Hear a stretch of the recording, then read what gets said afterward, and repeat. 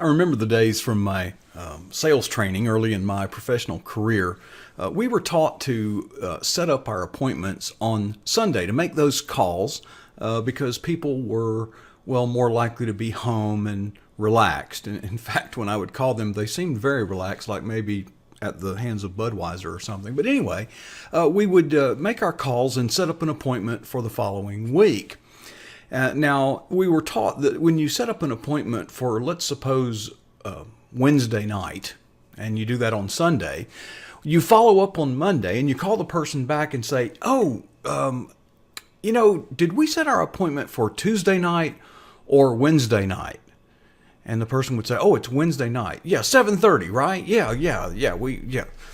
Well, the fact is we already knew that, but we were trying to get them to affirm. This was in the way of a reminder and to get them committed. It's kind of unethical. I don't like it. Quit doing that. But anyway, that just tells you that people are either going to make an excuse because they never really wanted to do it in the first place, or they forgot. Either way.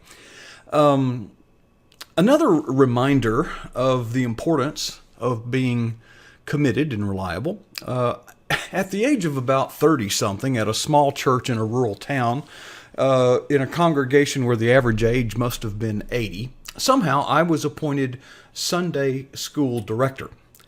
And to my astonishment, when I arrived on Sunday morning to check on the nursery, no workers were there. And some parents came up and were waiting to drop their children off. Well, I was livid. And I went to our pastor and suggested that we actually hire someone to be there. Because here's the deal. No matter what we're doing right in church, if a new family visits our church and they don't have to have a bad experience. Let's just say they don't have a good experience. And they can't trust and feel comfortable leaving their children in the care of the nursery provided at church, then it really doesn't matter what we do right because they're not coming back. It's that important.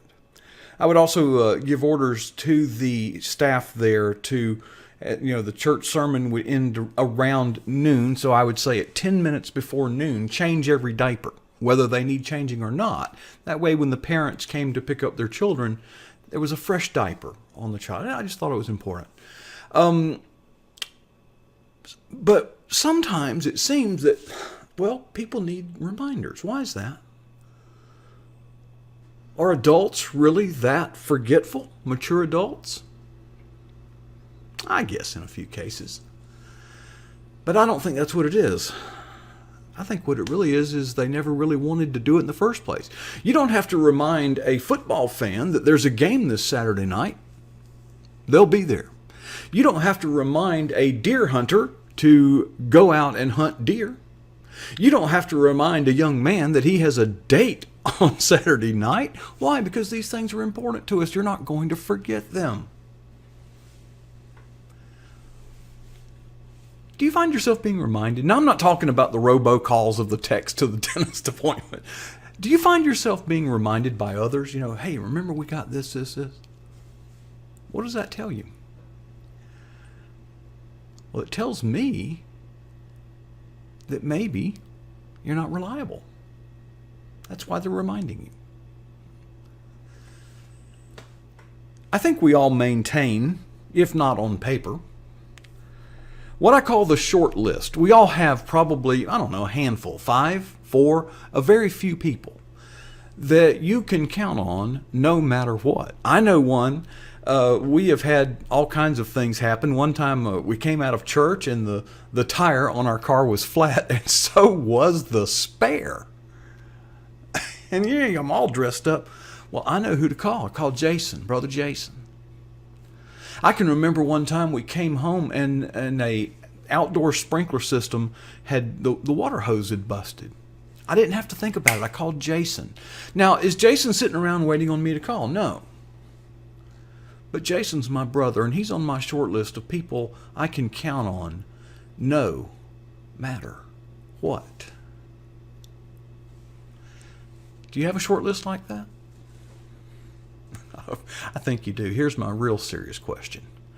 Are you on somebody's short list? How many people can count on you no matter what? So if we're living right, if we're striving for excellence, we would be on the short list. But more importantly, if you're on that list and you are tasked with doing something, you should be able to say, take me off the list, because you don't need to be reminded. Now, folks, this isn't just life coaching. This isn't just good ideas to advance your career. The Bible has something to say about it. 1 Corinthians chapter 4, verse 2 says, now it is required for those who have been given a trust to prove faithful.